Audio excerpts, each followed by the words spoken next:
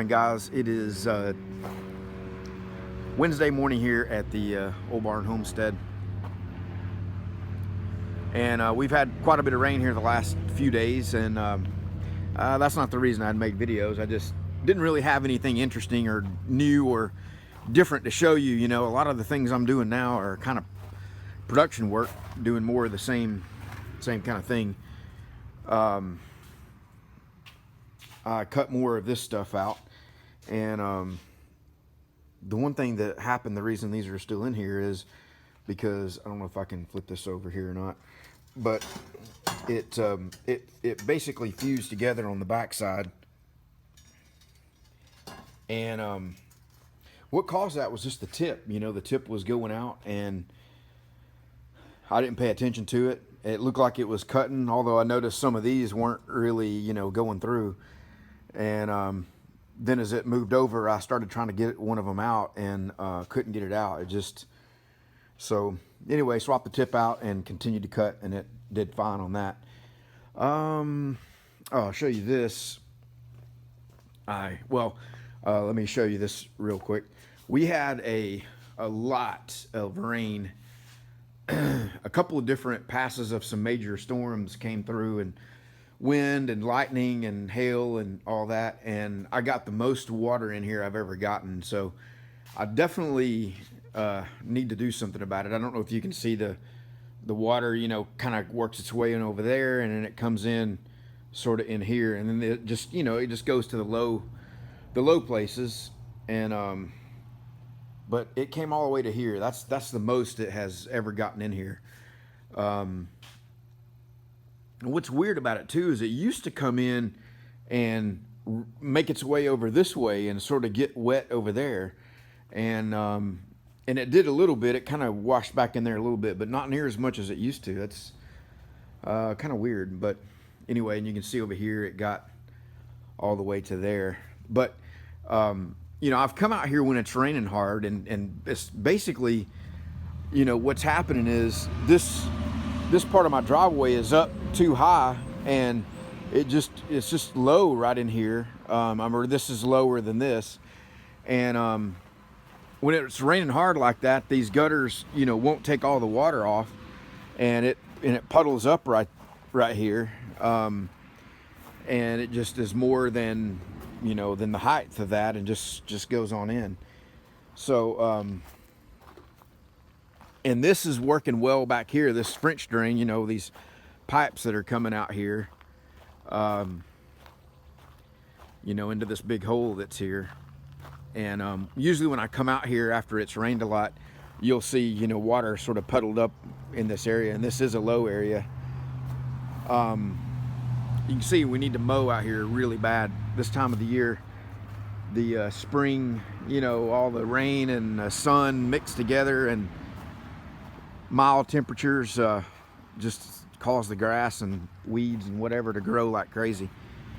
So I got to get the guy that's doing the yard work for me, he lives down the street, and so I'm not sure where he's been lately, but usually when he cuts the grass for the people over there, and when he cuts theirs, he'll come over here and do mine. And I can't quite tell if theirs has been cut or not. It looks like it might have been. But anyway, I'm working on a barter system for him. I've made him a few things, and in trade for doing that. But anyway, so what I was thinking is that, you know, there's a pipe, part of that French drain running underneath here that, you know, catches these gutters, is putting a drain in the center right here and tapping into that pipe so that the water, you know, and put the drain maybe just a little bit below the gravel, so that the water will get into that pipe and run on out. I don't think that'd be too hard to do. Or, you know, the other thing is, you can see, I don't know if you can tell, but this is really low here. A lot of, you know, a lot was brought in here to, you know, to fill this up. And so I could do a pipe coming from there underground and just, you know, kind of feed it into this area. And this seems to be making its way off and draining out to the ditch to the road. There's a couple of little low spots where it's collecting, you can see right there. and a little bit down at the road. I need to do a little bit more down there, but for the most part, it's running on off and doing what it's supposed to do. So anyway, just you know, it's just annoying. One day it rained and I got it here and squeegeed this out and vacuumed it up, got it cleaned up, and then about 2 hours after I did it, it started raining again and filled it back up again. Just annoying, but it's never been out this far. But I guess the one way I could look at it is, you know, I don't have to worry about mopping out here. I need to start sprinkling some floor cleaner in there with it, and that way it'll be really nice and squeaky clean. So I've had some issues with my air compressor. Take a look at that real quick.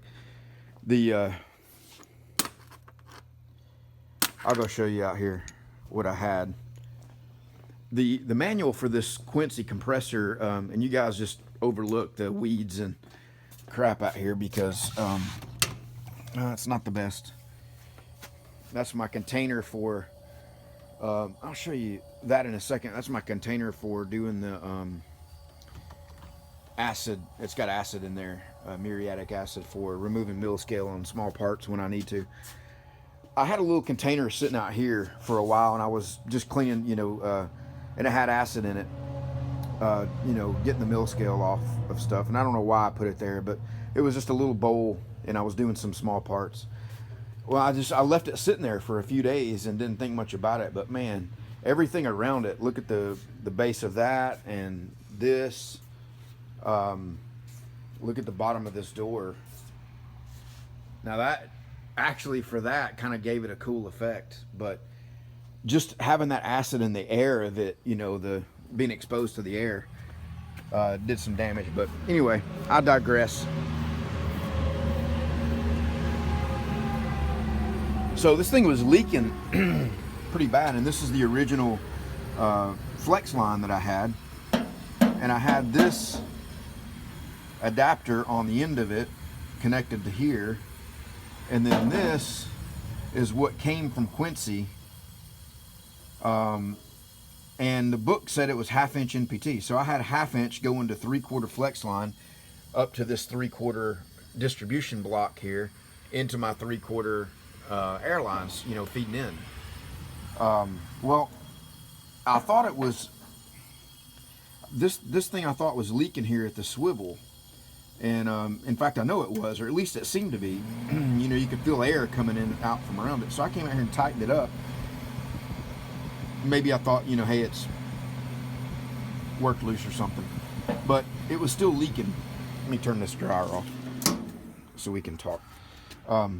But it was still leaking, so I went and got another one of these. I thought this was bad, so I went to the hydraulic place, which is 45 minutes away. You know, it's about a 2-hour ordeal to go over there and get it, and just replace that because I thought that was leaking, and replaced it, and it still was leaking. So I then decided to tighten it up even tighter. I'd actually never put a wrench on those flats and held that, because this again was connected there. So I held that and tightened this down even tighter, because it is, you know, a tapered thread on it, and that didn't work. So I put sealant on it, which, you know, may or may not have, should have all had all the time. So it was still leaking. It was leaking really bad, and in fact it was leaking so much that it just ran constantly. So I was, you know, for a couple of days I was just turning it on when I needed it, using it, running the plasma table, whatever, and then turn it back off, because if you just let it sit, it was just running constantly. So as it turns out, this fitting here, I don't know if you can see it, but it was probably because I over tightened it. Now I don't know if this originally caused the leak or what, but this brass fitting is cracked, and I'm trying to, yeah, you can see it right there. So I don't know if that's because I over tightened it or if that was my problem the whole time. But what I did was I just took this off altogether. Even though this came from Quincy, it was an adapter to take it down to a 1/2 inch airline, and it's 3/4 inch from the factory there. So, and I bought a different adapter like this one, except for it's 3/4 inch, that adapts it to a swivel so you can actually tighten it up on here. And it's not leaking now, so I turn it back on. Just the dryer. because you know, I got that done yesterday, and you know, filled up the compressor, used it for a little while, and then last night I noticed after I, you know, stopped working in the shop that it never kicked on, and it still hasn't kicked on this morning. So, and I've not used it yet. So anyway, I want to show this to Tom Noble. I cut these out for him, and these are going on his Camaro. These are 16 gauge. They got a little bit of flash rust on them, so you'll have to kind of prep those and grind them. But those are 4 of those ready to weld in. And then tonight I'm heading over to the paint booth. I attempted to do that Sunday night, and I got over to the paint booth, and they had changed the locks on the door, and it's been about I don't know, maybe 2 weeks since I painted anything. And I got over there, so I called him, and he's like, "Yo, man, I forgot to tell you about that." And he was up in Dallas, you know, at something, I don't know, but he couldn't come down here, so I couldn't get in to paint them. But I brought them inside the living area because they're fully prepped now, and I don't want to have to prep them again. So this is kind of the design. That's the back plate, and then that's the mid plate, and then you see the Cubs thing that goes in the middle of it. So it'll look something like, of course, that'll sit in the middle. And I just did some different patterns, you know, to catch the candy in different ways. That's probably not going to sit up there. It's going to want to roll.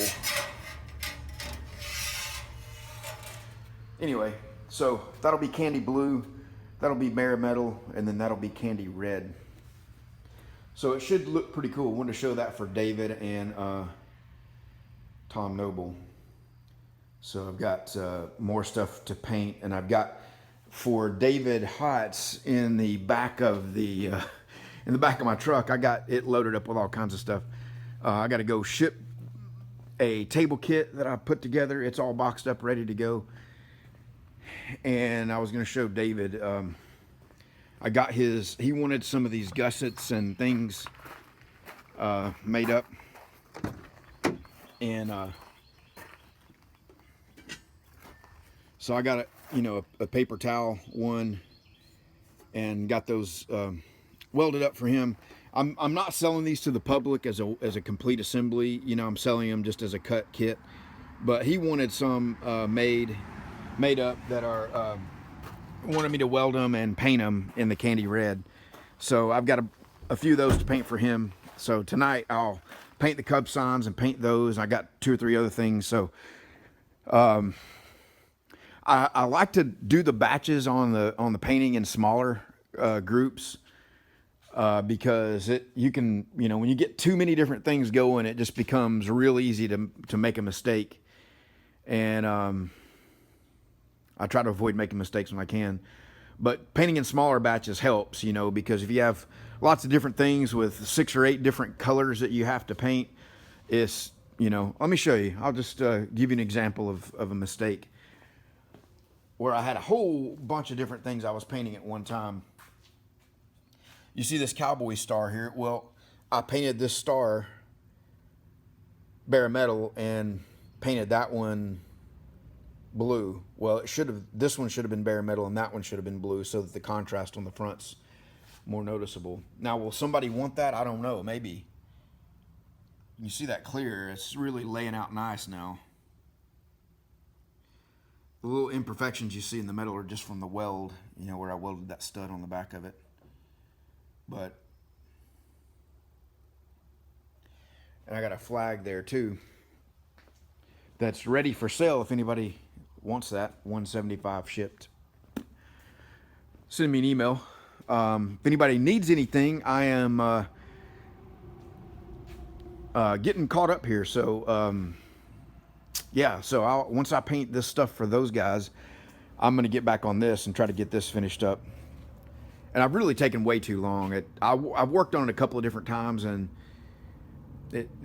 I'm just dragging it out. I keep changing my mind on what I want to do. I've made a bunch of brackets for it. I made this, pivot arm deal. And anyway, let me let you guys go. Sorry about the lack of videos. I've got like 3 videos that are for the Turbo Cobra channel on a couple of these builds that I want to get up and edited, but I can't until I get the paint work done. And with all the rain, it started raining, I think Sunday night, and then really, I think Monday was the worst of it. Sunday night, Monday night. So now that the rain hopefully is over, I can get over there and get stuff painted tonight. Looks like the sun's trying to peek out, so that's a good thing. All right, guys, I'll see you.